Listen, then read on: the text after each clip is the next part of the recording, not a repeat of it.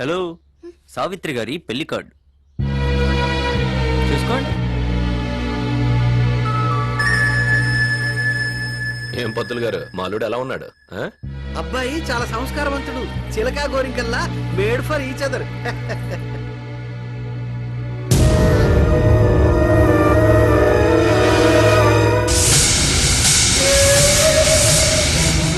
Daddy ఏంటి? ఏం లేదు, ఏం లేదు. శ్రీను, నీతో కొంచెం అర్జెంట్ గా మాట్లాడాలి. ఏమైంది సావి? సీను అది ఒకసారి ఇట్రా. శ్రీను, రా, బయలుదేరదాం. చెప్తాను కదా. పెళ్లి కొడుకు నిన్ను ఎత్తుకెళ్ళినాడు ఒక్కడేనా? నువ్వు ఫోటో సరిగ్గా చూసావా? చూశాను. ఇప్పుడెప్పుడే నాన్న మామూలు మనిషి అవుతున్నారు. ఇప్పుడు ఈ విషయం తెలిస్తే ఎలా రియాక్ట్ అవుతారోనని భయంగా ఉంది. సావి, డోంట్ వరీ, ఏదో ఒకటి ఆలోచిద్దాం. ఏం చేద్దాం అబ్బా? రే దున్నపోతు, ఇప్పటికైనా నా మనసులో ఎవరున్నారో తెలుసుకోరా. తెలిసిపోయింది. పెద్దగా వర్కౌట్ కాదు. సావి, నేనేం చేయబోతున్నాను నీకు తెలుసా? తెలీదు. నాకు తెలియదు, కానీ ఏం చేసినా సరే నేను ఈ ప్రాబ్లం నుంచి కాపాడతాను. వెళ్ళి పడుకో.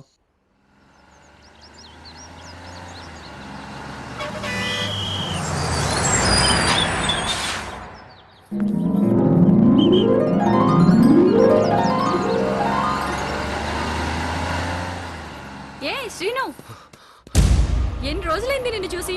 బాగున్నావా? ఏంటి అలా చూస్తున్నావు? నువ్వు చచ్చిపోయావని. బాగుంది. 60 కిలోల శాలరీని ఎదురుగా కనపడుతుంటే చచ్చిపోయానంటావేంటి? అయినా నేను చచ్చిపోయానని చెప్పి నా ఏదో సచ్చినోడు ఎవడో. నీ కొడుకు. కొడుకా? నాకు అంత అదృష్టం కూడానా? కొడుకు పుడితే నీ పేరే పెట్టుకోవాలని ఎంతో వెయిట్ చేశా, కానీ వేస్ట్. నాకు కూతురు, పేరు మల్లి. అదే 16 ఏళ్ల వయసులో శ్రీదేవి పేరు నీకు చాలా ఇష్టమని పెట్టా. అయినా అప్పట్లో తమని కలవడం కోసం ఇంట్లో ఎన్ని అబద్ధాలు చెప్పొచ్చేదాన్ని. అబద్ధాలు చెప్తే ఆడపిల్లలే పుడతారు సీను. సరే సరే, పద, ఇంటికి వెళ్ళి మాట్లాడు. కాఫీ తీసుకోండి. Thank you. సీను కాఫీ తాగడు. అది కాఫీ కాదు, టీ. ఓ సారీ.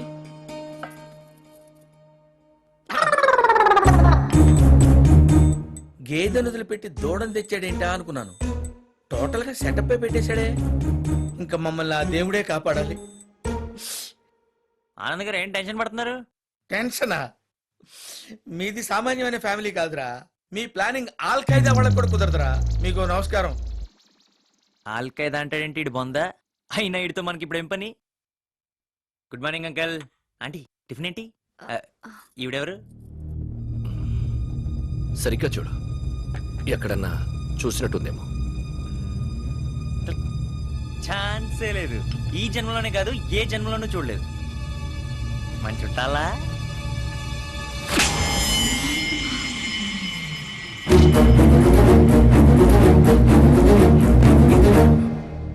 ఎవరి పేరైతే చెప్పుకొని నాకు దగ్గరయ్యావో ఆ సావిత్రి ఈవిడేరా.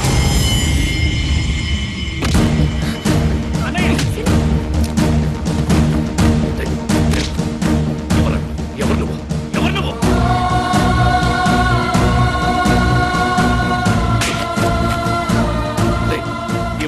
ఏ ఉద్దేశంతో వచ్చావు? ఏ ఉద్దేశంతో వచ్చావు నా ఇంటికి? చెప్పరా, నా ఫ్యామిలీని ఏం చేయాలను?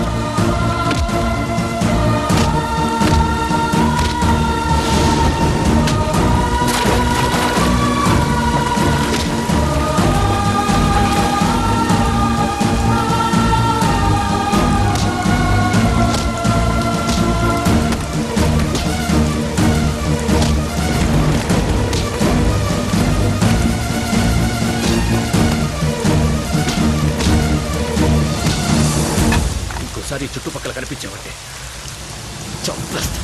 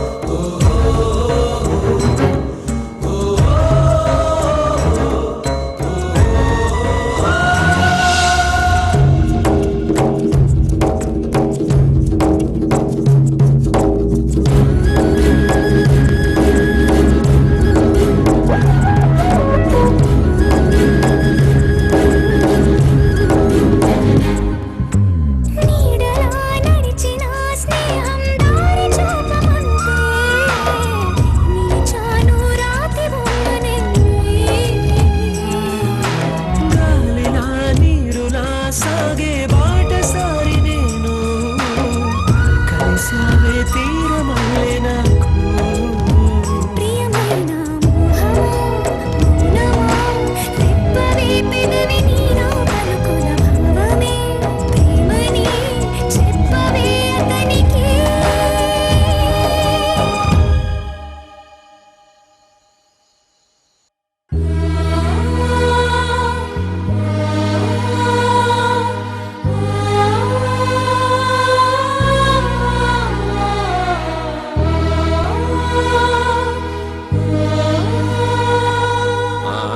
రే శివ వర్జం వచ్చే లోపు విడిదింటికి వెళ్ళి మగపెళ్లి వారిని గుడికి తీసుకెళ్ళాలి. అలాగే బా. ఆనంద్ ఎక్కడ? ఆ బెడ్రూమ్ లో బాటిల్ పెళ్లి మండపం దగ్గర ఏర్పాట్లు చూస్తున్నాడు.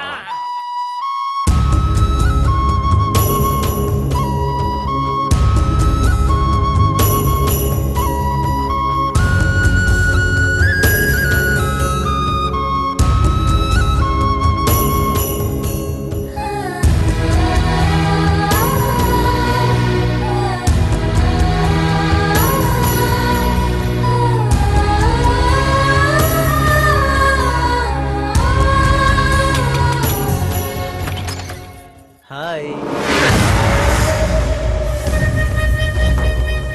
రే సావిత్రి, నిన్ను కలవాలని గుడికి కూడా వెళ్లకుండా వస్తే తల తీసుకుంటావేంటి?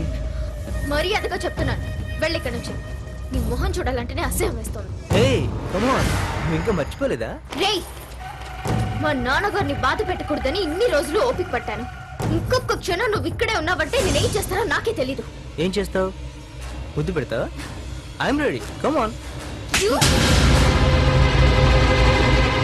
రేయ్, నీ బతుకు గురించి ఒక్క మాట మా నాన్నతో చెప్పానంటే నీ ప్రాణం తీస్తాడు. ఎంత పొగరే నీకు, నన్నే కొడతావా? ఏంటే మీ నాన్నకు చెప్తావా? వెళ్ళి పెళ్లికి ముందు శోభనం కూడా చేశాడని చెప్పే.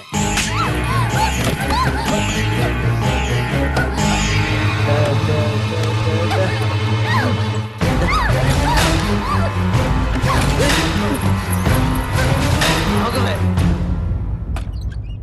ఎక్కడికి వెళ్ళిపోతున్నావే? దా, దా, దా, దా.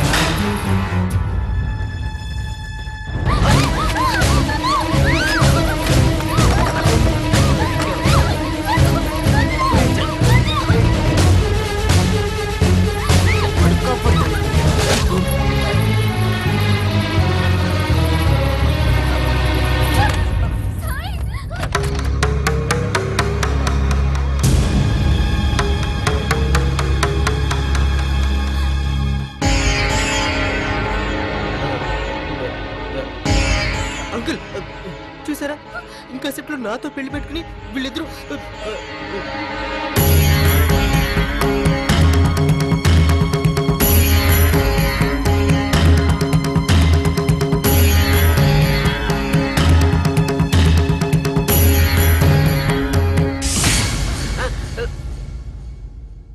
అంకుల్ నోర్మోయ్, నువ్వేంటో నీ బతుకేంటో అంతా నాకు తెలుసు. మాధురి,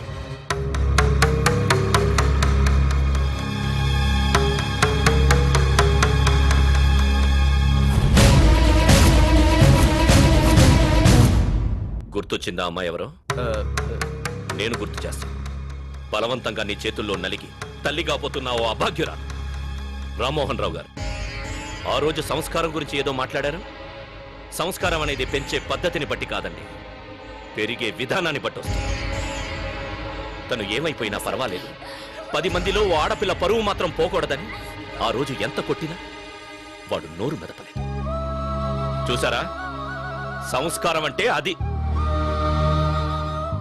ఒకళ్ళ పెంపకం వల్లనో లేదా ఆక్స్ఫర్డ్ యూనివర్సిటీలో చదువుకోవడం వల్లనో వచ్చేది కాదు, స్వతహాగా మనుషులో ఉన్న. ఒకసారి తెలియక చేసిన తప్పుకి ఈ తండ్రి కుమిలిపోయాడే. మళ్ళీ తన మాట కాదంటే ఏమైపోతాడోనని తను ప్రేమని మనసులోనే దాచుకొని ఒక నీచుణ్ణి పెళ్లి చేసుకోవడానికి కూడా సిద్ధపడింది. చూసారా, అది నా పెంపకం. బంగారు, నా కూతురు బంగారు.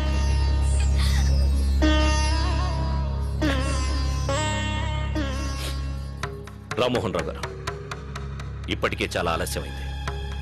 ఇక మీరు వెళ్ళొచ్చు.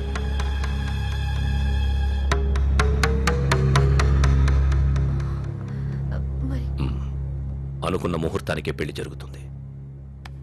తను కోరుకున్న సాయితో. రా అంకుల్ రా. నా కూతురు ఓ డబ్బున్న వాణ్ణి చేసుకునే కంటే నీలాంటి మనసున్న వాణ్ణి చేసుకుంటే సుఖపడుతుంది. రే సీను, అన్నా. పిల్లల్ని హనీమూన్ కి ఎక్కడ పంపిస్తున్నావు? గోవాకి పంపిద్దామని. అబే వద్దండి, ఊటీకి పంపిద్దాం. అరే ఊటీ వద్దక్క, కులు మనాలి పంపిద్దాం. న్యూజిలాండ్ పంపిద్దాం అన్నయ్య.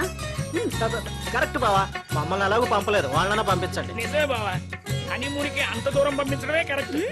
పెద్దన్న మీరు ఇంకా ఎక్కడికి పంపిద్దాం అని ఆలోచిస్తున్నారు. వాళ్ళు ఎప్పుడు వెళ్ళిపోయారు తెలుసా?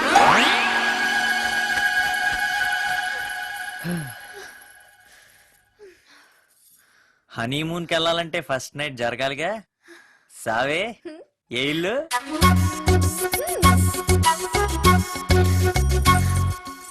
రెడీ.